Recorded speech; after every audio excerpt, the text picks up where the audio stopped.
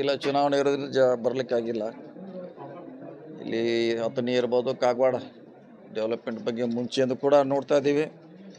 ನಮ್ಮ ಗಮನಕ್ಕೆ ಬಂದಂಥ ಎಲ್ಲ ಡೆವಲಪ್ಮೆಂಟ್ ಮಾಡಲಿಕ್ಕೆ ಪ್ರಯತ್ನ ಮಾಡ್ತೀವಿ. ಅದ್ರ ಜೊತೆ ಜನರಲ್ ಸಮಸ್ಯೆ ಕೂಡ ಬೇರೆ ಬೇರೆ ಇಲಾಖೆಗೆ ಸಂಬಂಧಪಟ್ಟಂಥ ಸಮಸ್ಯೆಗಳು ಕೂಡ ಇವತ್ತು ನಮ್ಮ ಗಮನಕ್ಕೆ ತರುವಂಥ ಪ್ರಯತ್ನ ಮಾಡಿದ್ರೆ ಅವನು ಪರಿಹಾರ ಮಾಡುವಂಥ ಪ್ರಯತ್ನ ಮಾಡ್ತೀವಿ. ಪಬ್ಲಿಕ್ಕಿಗೆ ಬಿಟ್ಟಂಥ ವಿಚಾರ ನಿರ್ಧಾರ ಮಾಡೋದು ಬಂಗಾರ ತಗೊಳ್ಳೋರು ಜನ, ಅದನ್ನು ಅವ್ರ ಯೋಚನೆಗೆ ಬಿಡ್ತೀವಿ. ಅವ್ರು ಹೇಳ್ಬೇಕಷ್ಟೇ ಅದಕ್ಕೆ ಉತ್ತರ. ಹಂಗೆ ಮಾಡ್ತಾರೆ. ಚುನಾವಣೆ ಆಗುವವರೆಗೆ ಸುಮ್ಮಿರ್ತಾರೆ. ಚುನಾವಣೆ ಆದ ಸಾಯಂಕಾಲ ಇದೇನು ಹೊಸದೇನಲ್ಲ. ಬೆಂಗಾಲ್ ಚುನಾವಣೆ ಇರೋದ್ರಿಂದ ಕೂಡ ಮಾಡಿದ್ರು, ಜಾಸ್ತಿ ಮಾಡಿದ್ರು, ಮುಂದೆ ಕೂಡ ಮಾಡ್ತಾರೆ. ಅವ್ರೇನು ನಿಯಂತ್ರಣ ಮಾಡಲಿಕ್ಕೆ ಹೋಗೋಲ್ಲ. BJP ಅವರು ಜಾಸ್ತಿ ಮಾಡಿ ಹೊರೆ ಮಾಡಲಿಕ್ಕೆ ಪ್ರಯತ್ನ ಮಾಡ್ತಾರೆ ಜನಸಾಮಾನ್ಯರ ಮೇಲೆ. ಆಗಬಾರ್ದು, ಅದು ಆಗಬಾರ್ದು. ಇದು ಆಗಿದೆ.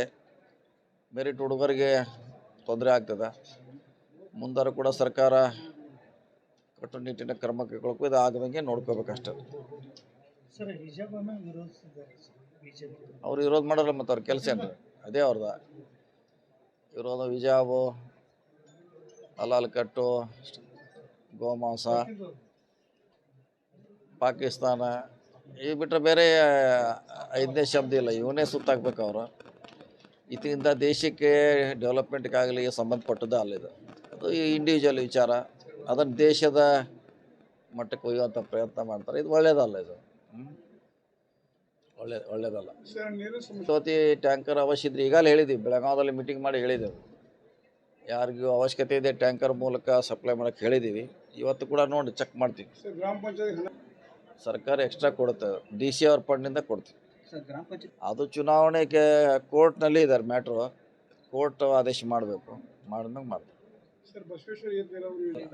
ಅದಿಲ್ಲ, ನೋಡೋಣ. ಆಗ್ಬೋದು, ಬೇಗ ಆಗ್ಬೋದು. ವೇಟ್ ಮಾಡೋಣ. ಹೇಳಿದ್ವಿ, ಈಗಾಗಲೇ ಹೇಳಿದ್ವಿ. ಅದ್ರ ಬಗ್ಗೆ ನಾವು ಯಾವ್ದು ಆಕಾಂಕ್ಷೆ ಇಲ್ಲ ಅಂತ ಹೇಳಿ.